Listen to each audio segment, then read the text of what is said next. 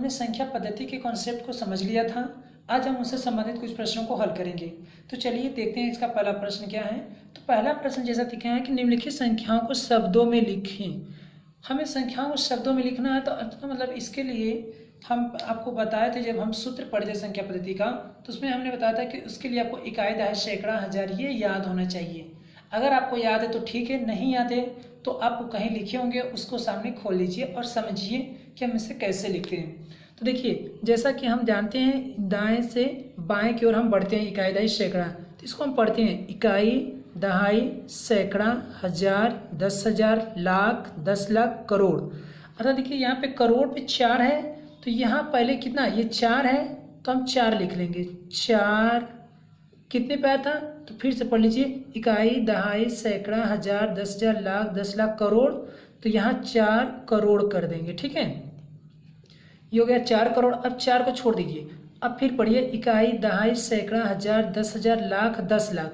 जब 10 लाख आ जाए तो हम दो संख्याओं को एक साथ ले लेते हैं। तो 10 लाख कहाँ, यहाँ 3 पर आया था, तो इस 3 के साथ हम 5 को भी ले लेंगे।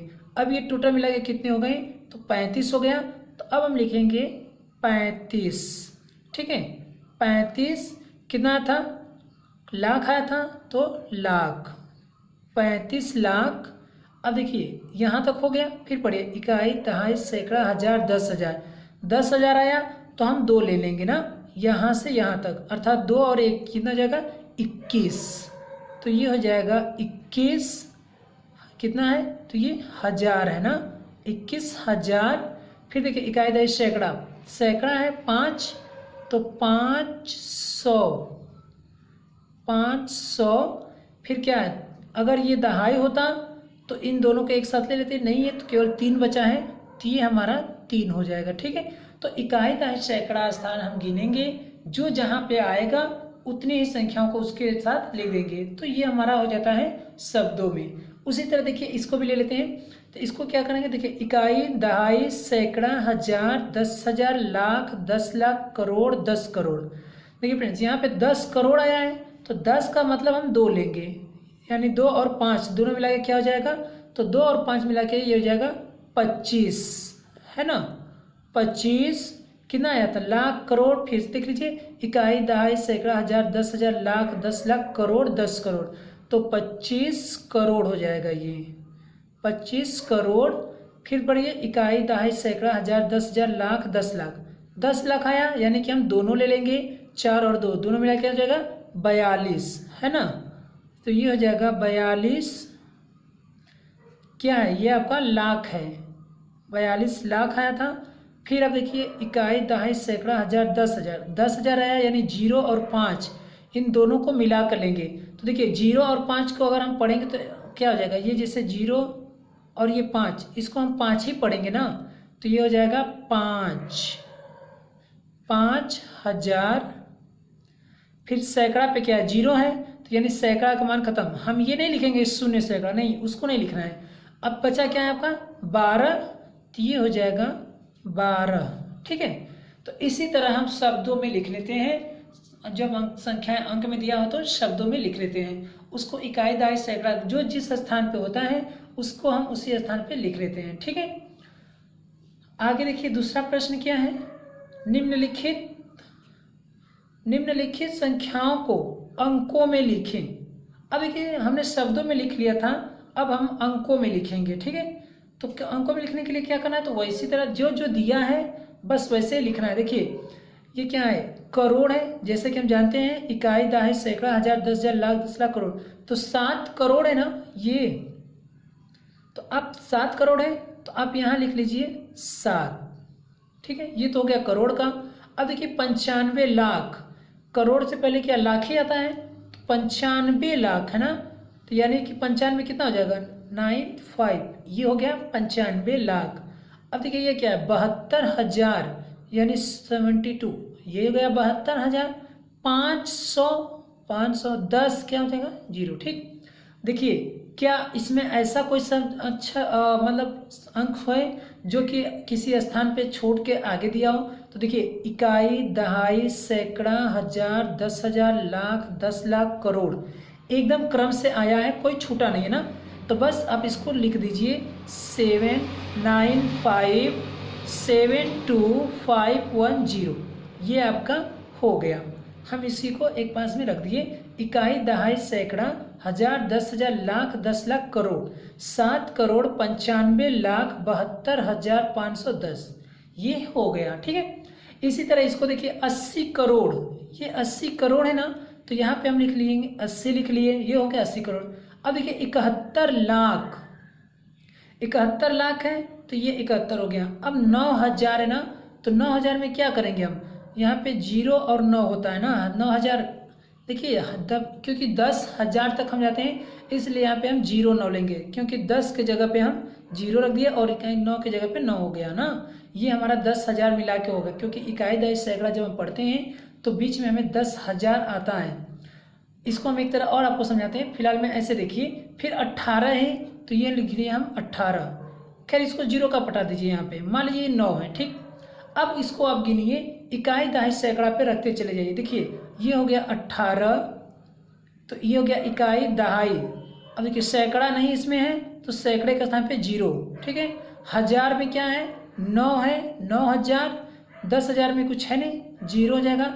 लाख और 10 लाख, देखिए लाख और 10 लाख में 71 है ना, तो ये हो जाएगा 71 लाख। ठीक है, फिर करोड़ आता है और 10 करोड़, तो ये देखिए 80 दोनों मिलाकर है, तो आप इसको रख लीजिए। ठीक है, तो देखिए इकाई, दहाई, सैकड़ा, हजार, 10,000, लाख, 10 लाख, करोड़, 10 करोड़, यानी 80 करोड़ 71 लाख।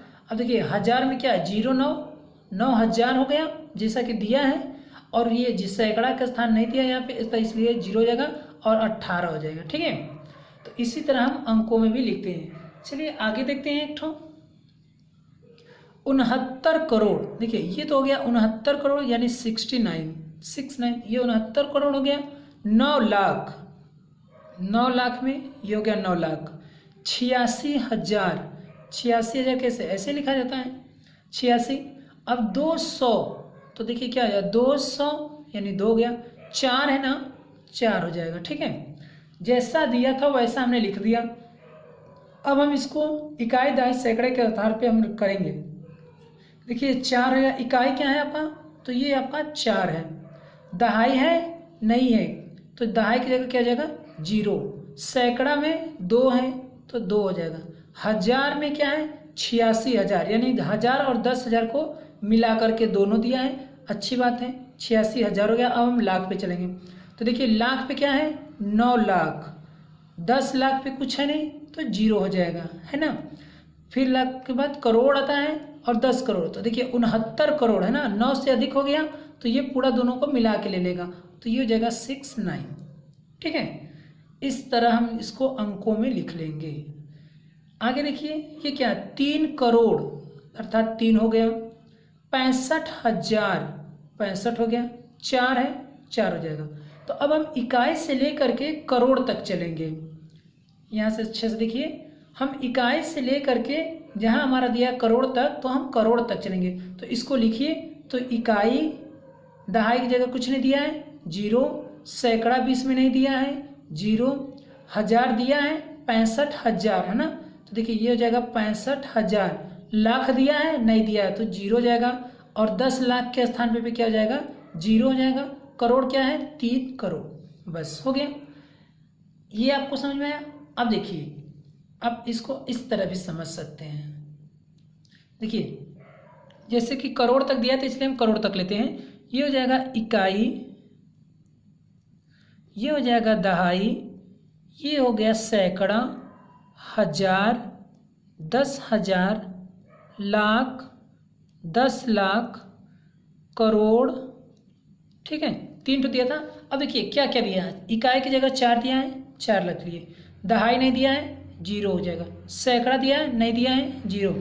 हजार दिया है नहीं दिया है, 0। 10,000 दिया है, सॉरी हजार और 10,000 दिया है ना, ये 6 और 5 अर्थात 1000 और 10,000 को मिला करके यानी कि 65,000 है, तो यानी 5,000 और 60,000 हो जाएगा। तो ये 6 लगेंगे तो ये 60,000 हो जाएगा। ठीक है, तो ये हो जाएगा 5 की जगह 5 और 10,000 की जगह 6। लाख दिया नहीं दिया, 0। 10 लाख 0 और करोड़ क्या है, 3 है। अब इसी को हम मिला के लिख देंगे, 30,065 004। ये हमारा हो जाता है इकाई दहाई सैकड़ा के आधार पे हम अंकों को शब्दों में और शब्दों को अंकों में इस तरह लिखते हैं। तो इसके लिए हमें इकाई दहाई सैकड़ा हजार का ज्ञान होना जरूरी है, ठीक है। विस्तार रूप में लिखिए। अब विस्तार रूप में कैसे लिखना है, तो फ्रेंड उसी तरह लिखना है जैसे हम इकाई दहाई सैकड़ा लिखते थे, उसी तरह विस्तार रूप में लिखना है। लेकिन हम आपको एकदम सरल तरीका बताते हैं कि विस्तार रूप में कैसे लिखते हैं। देखिए, इसको हमें विस्तार रूप में लिखना है ना, तो अब बराबर कर लीजिए, ठीक है। 6 है, 6 लिख लीजिए। इसके बाद कितने जीरो हैं, सॉरी कितने अंक है, 2, तो 2 जीरो इसके सामने लिख दीजिए, ठीक है। फिर आप प्लस कर लीजिए। अब देखिए 6 को हो गया, अब 2 लिख लीजिए। 2 है, 2 के बाद कितने अंक है, 1 है ना, तो 1 जीरो रख लीजिए। फिर प्लस करिए, तो अब 2 को भी छोड़िए, क्या बचा 5, तो यहाँ पे 5 लिख दिए।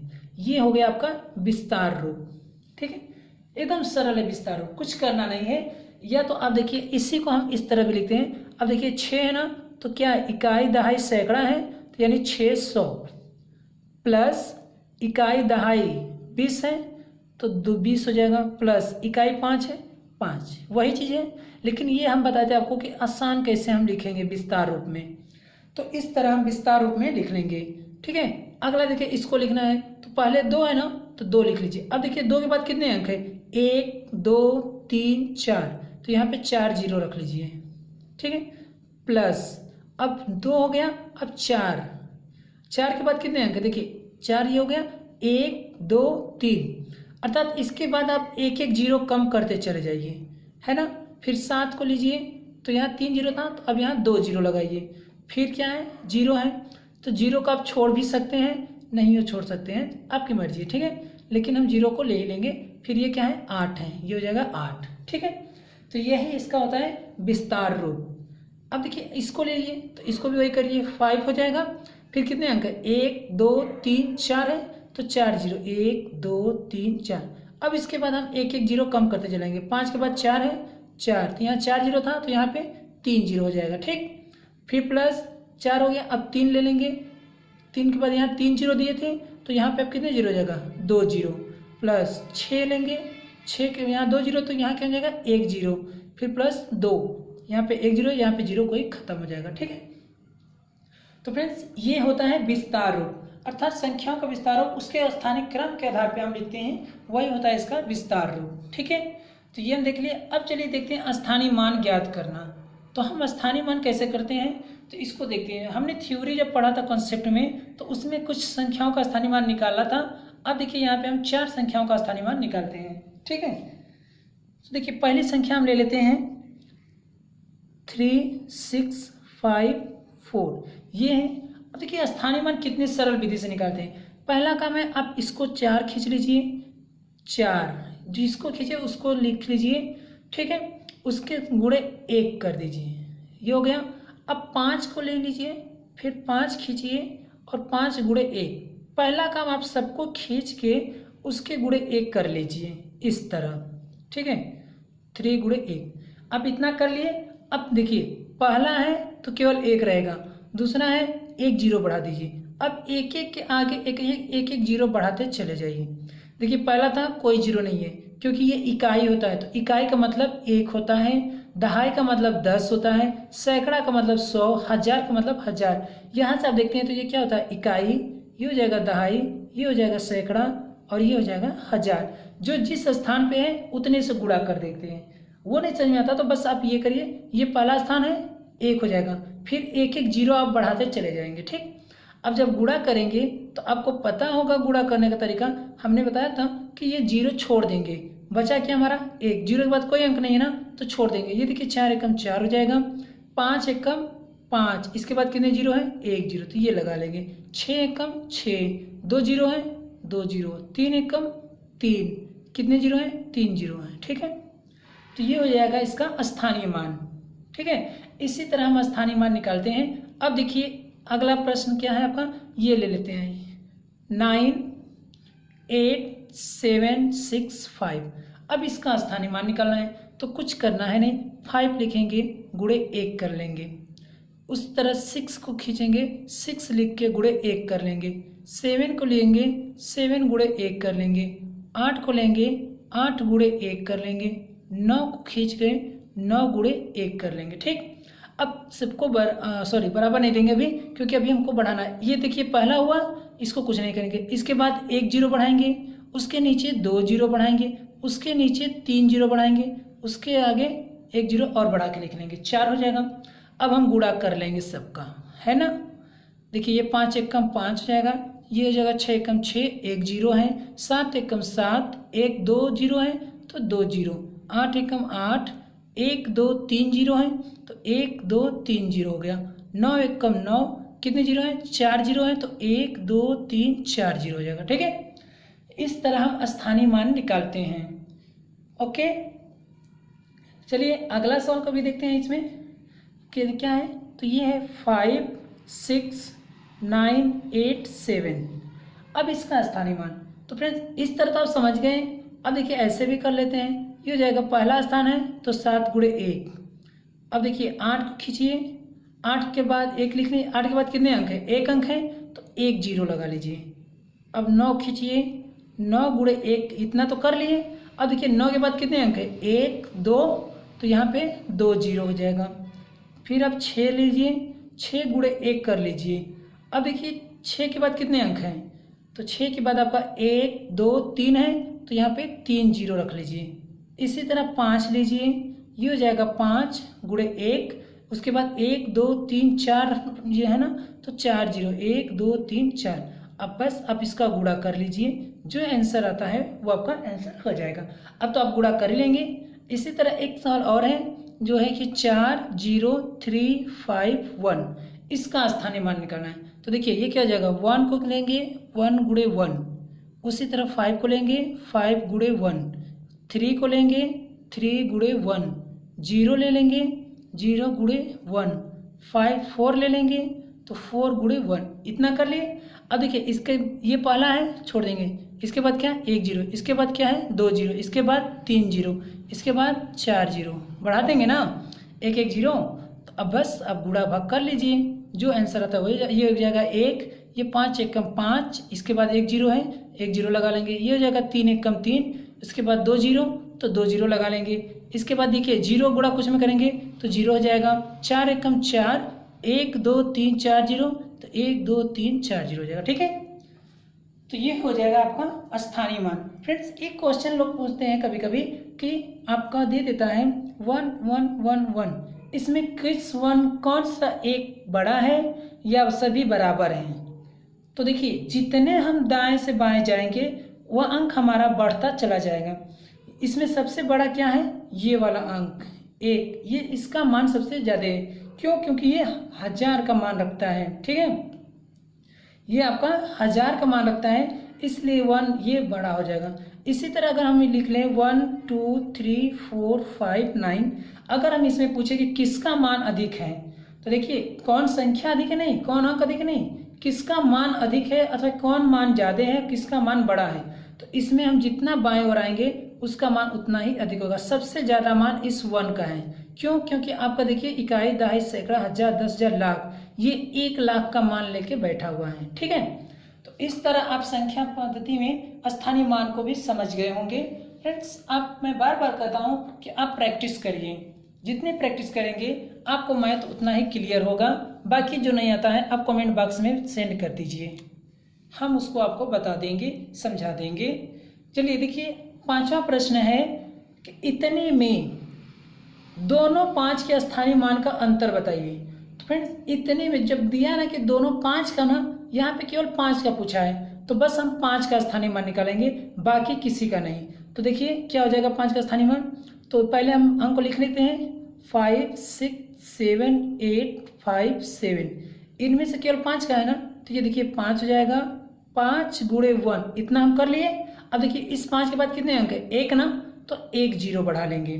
ठीक, अब इस 5 को भी ले लेंगे, तो ये देखिए ये हो जाएगा 5 गुणे 1, ये हो गया। अब देखिए 5 के बाद कितने अंक हैं, 1 2 3 4 5 है, तो यहाँ पे हो जाएगा 5 जीरो, 1 2 3 4 5। अब देखिए ये क्या हो जाएगा, ये हो जाएगा 5 एकम 5 और 1 जीरो है 1 जीरो। अब देखिए ये हो जाएगा 5 एकम 5, कितने जीरो हैं, 1 2 3 4 5 जीरो है, तो 1 2 3 4 5 जीरो। ये ठीक। अब बोला है अंतर, अंतर का मतलब होता है घटाना, ठीक है। अंतर का मतलब होता है घटाना, अर्थात इसमें से हम बड़ी में से छोटी को घटा देंगे। तो देखिए क्या हो जाएगा, ये 5, 5 के बाद 5 जीरो है, 1 2 3 4 5, तो 1 2 3 4 5 जीरो, इसमें से हम इसको घटा देंगे अर्थात -50। तो देखिए जब हम घटाएंगे तो क्या हो जाएगा, ये हो जाएगा 0, यहाँ हो जाएगा आपका 10, क्योंकि इससे आगे हासिल लेते लेते आएगा यहाँ पे 10, 10 में से 5 जाएगा तो ये हो जाएगा 5। अब यहाँ पे क्या बचेगा 9, यहाँ पे भी क्या बचा 9, यहाँ पे क्या बचा 9, अब यहाँ क्या बचा 4, तो ये हो जाएगा हमारा आंसर, ठीक है। यानी कि इसमें दोनों 5 के स्थानीय मान का अंतर कितना हो जाएगा, तो ये हो जाएगा आपका इकाई, दहाई, सैकड़ा, हजार, 10,000, लाख, अर्थात 4,99,950, ठीक है। अगला सवाल देखते हैं 6 नंबर। दिया है कि इतने में 2 के स्थानीय मान एवं अंकित मान में अंतर बताइए। अब इसमें हमको केवल 2 को लेना है, बाकी हमें किसी से मतलब नहीं है। तो देखिए 6 7 2 5 फिर 6 है ना, तो अब इसमें 2 का स्थानीय मान क्या है, तो देखिए हम केवल 2 को ले लेंगे, ये हो जाएगा 2 गुणे 1, इसके बाद कितने अंक है 2 के बाद 1, 2 अंक है ना, तो 2 जीरो 1 0 2 0। अब देखिए ये क्या जाएगा, 2 1 कम 2, 2 जीरो है 200, ठीक। ये तो इसका स्थानीय मान है, ये क्या है आपका स्थानीय मान ना, लेकिन इसका अंकित मान क्या हो जाएगा, तो इसका अंकित मान आपका 2 हो जाएगा ना। अंकित मान मतलब फेस वैल्यू, हमने आपसे बताया था कि अंकित मान वही होता है जो वो अंक होता है, तो 2 आपका 2 है तो इसका अंकित मान क्या हो जाएगा 2, लेकिन स्थानीय मान यहाँ पे क्या हो जाएगा 200। तो बोला है इसका अंतर, अंतर का मतलब घटाना, तो निकाल दीजिए 200 - 2, देखिए 10 में से 2 जाएगा 8, यहाँ आपका बचा 9 और ये हो जाएगा 1, ये आपका आंसर हो जाएगा, ठीक है। अर्थात इसमें 2 के स्थानीय मान और अंकित मान का अंतर कितना है, तो 198। अंकित मान का मतलब जो वो संख्या होती है, जो अंक होता है वही उसका अंकित मान होता है, ठीक है। अगला देखते हैं 7 नंबर। इसमें दिया है कि इतने यानी 36,589 में 6 के स्थानीय मान एवं जातीय मान का गुणनफल क्या होगा। तो देखिए फ्रेंड्स, इसमें एकदम ऊपर वाले सवाल जैसे हैं उसमें अंतर बताना था 2 में, और इसमें बताना है आपको गुणनफल, तो निकाल लीजिए, ये हो जाएगा 3 6 5 8 9, ठीक। अब देखिए 6 का स्थानीय मान क्या हो जाएगा, 6 गुणे 1, अब यहाँ से इसको ले लेंगे 1 2 3 है, तो 1 0 2 0 3 0, ये क्या जाएगा 6 3 0 1 2 3, ठीक। अब ये तो इसका स्थानीय मान हो गया, ये आपका स्थानीय मान है। अब इसका अंकित मान क्या हो जाएगा, तो 6 हो जाएगा अंकित मान, ठीक है, क्योंकि अंकित मान में कोई परिवर्तन नहीं होता। अब इसका गुणनफल बताना है, तो ये जगह 6000 गुणे 6 क्या हो जाएगा, 6 जहाँ के 36 अर्थात 36, 1 2 3 0 है, तो 1 0 2 0 3 0, ये हमारा क्या हो जाएगा आंसर हो जाएगा, ठीक है। आगे देखते हैं 8 नंबर सवाल। देखिए 8 नंबर सवाल में क्या, निम्न का उत्तरवर्ती एवं पूर्ववर्ती संख्या ज्ञात कीजिए। हम उत्तरवर्ती और पूर्ववर्ती, उत्तरवर्ती को अनुवर्ती भी कहते हैं, है ना। हमने जब कॉन्सेप्ट पढ़ा था तो उसमें मैं आपको समझाया था उत्तरवर्ती और अनुवर्ती। अनु का मतलब क्या होता है और पूर्व का मतलब, अब देखिए यहाँ से समझिए, पूर्व का मतलब क्या होता है पीछे या पिछला ना, ठीक है, यानी पूर्व का मतलब पिछला अर्थात पीछे वाली संख्या, तो ऑटोमेटिक अनुवर्ती मतलब क्या आ जाएगा आगे वाली संख्या, ठीक। तो देखिए 365 है ना, तो इसका जो है अनुवर्ती क्या हो जाएगा, तो देखिए 365 का अनुवर्ती यानी एक संख्या आगे ना, 365 + 1 यानी इसके बाद क्या हो जाएगा 366 होगा। कितने लोग बताते हैं कि एक जोड़ दीजिए एक घटा दीजिए, वो भी सही है। अब इसमें एक जोड़ेंगे तो 366 ही आएगा और एक घटाएंगे तो उसका पूर्ववर्ती मिलेगा, यानी कि पीछे वाली संख्या। तो पीछे वाली संख्या क्या होगी, देखिए 365 से एक कम करेंगे तो क्या हो जाएगा 364 होगा। सीधी सी बात, घटाने की क्या जरूरत है, हम ऐसे ही बता लिए, ठीक है। उसी तरह 360 है, तो इसमें देखिए क्या हो जाएगा, इसका जब हम अनुवर्ती निकालेंगे, तो जब हम अनुवर्ती करेंगे तो ये क्या हो जाएगा आपका 360 में एक जोड़ेंगे तो क्या हो जाएगा 361। अब पूर्ववर्ती के लिए यानी कि इसके पीछे वाली संख्या ना, तो 360 के पहले क्या आ जाएगा 359 आएगा, है ना। यानी कि अनुवर्ती 361 और पूर्ववर्ती 359। उसी तरह आपका 985 है। अब इसका भी करेंगे तो क्या हो जाएगा अनुवर्ती, देखिए इसका अनुवर्ती हो जाएगा आपका 1 अधिक 85 के बाद क्या आ जाएगा 86 आ जाएगा, तो अर्थात 986। और पूर्ववर्ती क्या हो जाएगा, तो 85 के पहले क्या आ जाएगा 84, अर्थात ये क्या हो जाएगा 984। ठीक है, तो इसी तरह आप इसका भी निकाल लीजिएगा। वीडियो थोड़ा बड़ा होता जा रहा है इसलिए मैं आप पे छोड़ा, आप उसको कर लीजिएगा। अगला हम प्रश्न देखते हैं। देखिए 9 नंबर, 5 अंकों की सबसे बड़ी एवं सबसे छोटी संख्या बताइए तथा उसका योग और अंतर भी बताइए। तो 5 अंकों की सबसे बड़ी संख्या क्या हो जाएगी, तो देखिए हम यहाँ पे लिखते हैं सबसे बड़ी संख्या, सबसे बड़ी संख्या। ठीक है, तो 5 अंकों की सबसे बड़ी संख्या लिखने के लिए जितने अंकों का लिखना उतने 9, तो 1 2 3 4 5, ये हो गया 5 अंकों की सबसे बड़ी संख्या ना। और सबसे छोटी संख्या क्या हो जाएगी, सबसे छोटी संख्या, तो उसके लिए क्या करना है आपको 5 अंक तक जाना है, पहले 1 लिखना है क्योंकि 1 सबसे छोटा होता है। उसके बाद कितने जीरो बनाना है, इसको ले करके 5 अंक होने चाहिए, तो 1 2 3 4 5, ये हो गया सबसे छोटी संख्या है ना। अब इसका अंतर पूछा है, योग और अंतर दोनों है ना, तो योग के लिए क्या करेंगे जोड़ देंगे और अंतर के लिए घटा देंगे। तो अब इतना तो जोड़ और घटा आप कर ही सकते हैं। चलिए मैं इसका अंतर बता देता हूँ कि इसका अंतर क्या होगा। तो ये हो जाएगा 9 9 9 9 और 8, ये आपका अंतर हो जाएगा। और ऐड करेंगे तो इसको हम जोड़ देंगे ना, ये हो जाएगा 9 9 9 9 9 1 10, ये आपका योग हो जाएगा। ठीक है, तो अब इसी तरह इसको कर लीजिएगा। अगला सवाल हम देखते हैं नंबर 10। नंबर 10 में आपका क्या है, तो इस दिया है कि इतने की सहायता से 8 अंकों की सबसे बड़ी संख्या और सबसे छोटी संख्या लिखिए। तो देखिए इतने की सहायता से 8 अंकों की सबसे बड़ी संख्या लिखना है, जबकि अंक हमको कितना दिया है 4। जब 1 2 3 4 अंक दिया है, अर्थात हमें 4 अंकों की और आवश्यकता पड़ेगी। तो 4 अंकों की और आवश्यकता पड़ेगी, इसका मतलब हमें सबसे बड़ी संख्या लिखनी है। तो इसमें जो सबसे बड़ा अंक होगा उसको हम 4 बार और ले लेंगे। तो इसमें सबसे बड़ा क्या है 6 है ना, तो 6 को हम 4 बार ऑलरेडी अधिक ले लेंगे। देखिए जैसे ये हो जाएगा आपकी सबसे बड़ी संख्या ना, तो ये क्या हो जाएगा 1 2 3 4, ये हो गया। अब इसमें हम जो सबसे बड़ा होगा उसको पहले लिख लेंगे, फिर इससे छोटा क्या है 5, फिर इससे छोटा 4, फिर लास्ट में क्या है 0। तो ये इतने से बनने वाली 8 अंकों की सबसे बड़ी संख्या हो गई। ठीक है, अक्सर 4 जितने अंक देते हैं उतने अंकों का पूछता है, लेकिन आपको इसमें फंसाया हुआ है 8 अंकों का पूछ के। तो 8 अंकों के लिए हमें 8 अंक होने चाहिए और सबसे बड़ी के लिए क्या होना चाहिए, सबसे बड़ा वाला अंक लेंगे। ठीक, अब सबसे छोटी के देखिए क्या करेंगे। तो सबसे छोटी के लिए हम क्या करेंगे कि पहले हम जो हो सबसे छोटा क्या है आपका 0 है ना, तो अब 0 कितने बार लेंगे 4 है और 4 बार और हमको चाहिए ना। तो लेकिन अगर हम 4 0 पहले ही लगा देंगे, जैसे मान लीजिए अगर 4 0 4 लगाएंगे तो क्या ये 2 अंकों की गिनेगी, नहीं गिनाएगी ना। 2 अंकों को गिनने के लिए इसको हमको 0 इधर लगाना पड़ेगा, अतः इसलिए 0 को अभी हम नहीं लेंगे। पहले इसमें 0 को छोड़ के सबसे छोटी क्या है 4 है, तो पहले हम 4 ले लेंगे। अब इसके बाद हम कितने 0 लेंगे 4 एक्स्ट्रा लेंगे पहले, तो 1 2 3 4, ये हो गया। अब इसके बाद एक 0 ये हम ले लेंगे, ये हो जाएगा हमारा 5, और इसके बाद छोटा क्या है 5, उससे बड़ा 6। तो अब देखिए 1 2 3 4 5 6 7 8 हो गए ना 8 अंक।